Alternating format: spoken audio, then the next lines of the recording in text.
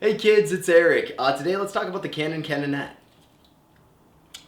So the Canon Canonet, specifically the Canon Canonet QL17 GIII, I believe is the model I've got here, is a small compact rangefinder 35mm camera manufactured by Canon sometime in the early 1970s. I believe the Canonet line ran from the 60s through the 1970s. This camera here started production in 1972.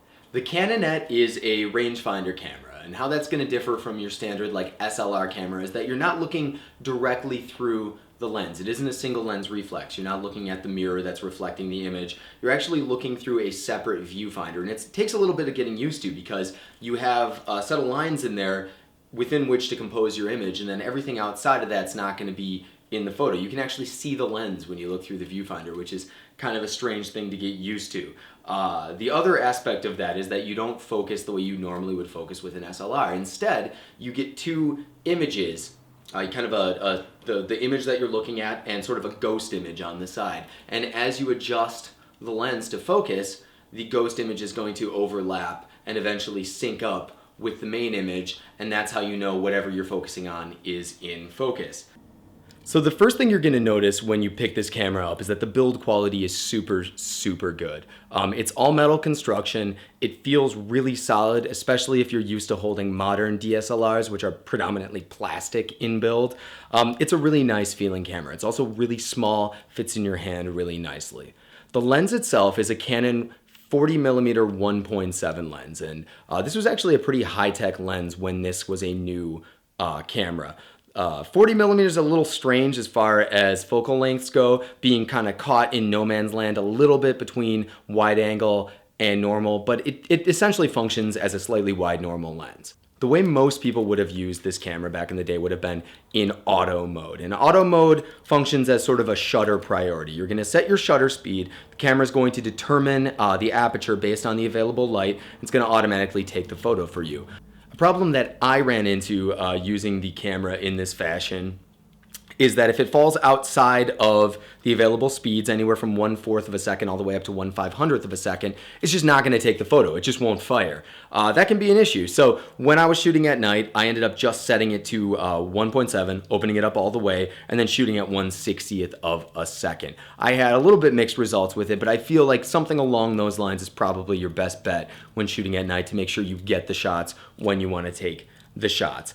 This does use batteries, which are currently illegal in the United States. There are alternatives available, but they are going to kind of screw up your metering slightly. So that's something to keep in mind. It's probably something that could be adjusted if you get it tuned up by a professional, but most likely you're just going to have to kind of keep in mind that your photos are going to most likely be underexposed by a stop using legal non-earth destroying batteries. So if you notice that I've been gone for a couple of weeks, the reason is that I took a short vacation to sunny Buffalo, New York with this camera for my sister's wedding. My sister Morgan, you probably know if you followed my videos at all from my Portrait 400 video last summer, got married, and I drove down and we took some photos. I brought this camera actually specifically for the wedding because compared to like my medium format or some of my other 35mm, it's really small and toteable. I could throw it, you know, theoretically in my pocket. I was wearing a tux, so that didn't really work. But yeah, I took a bunch of photos the week before the wedding, during the wedding, and then afterwards, and really kind of got a feel for the camera and what it's capable of. The way I see it, carrying something like this, which costs, you know, well under $200, it's small, it's compact, it's easy to carry around, makes a lot more sense than carrying around like my 5D or you know, even like a compact point and shoot, you know, mirrorless camera. Something that if it got stolen, if it got lost, if it got damaged, put you back, you know, $1,000+. Doesn't sound super appealing. This guy, you can grab one of these for $150 on eBay. So I took this out. I took it to the wedding. I took it out for a few nights beforehand, took photos. We went out drinking my first night in Buffalo, and I brought this guy with.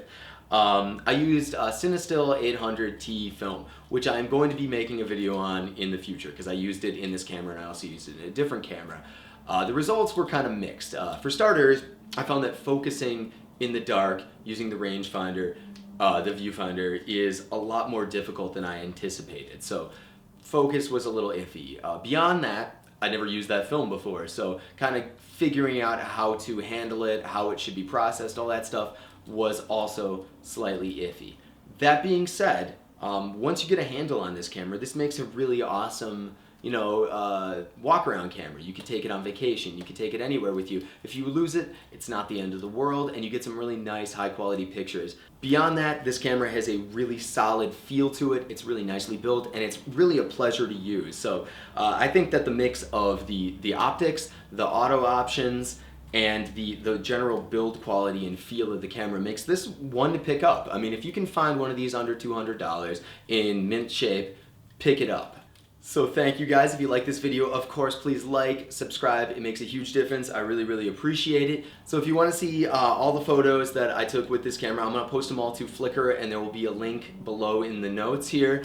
As always, if you enjoyed this video, like, comment, subscribe. I really appreciate all the comments I get for the most part, and I really, really have appreciated the support from you guys so far. So thank you very much, and I'll see you guys in about a week. Have a good one.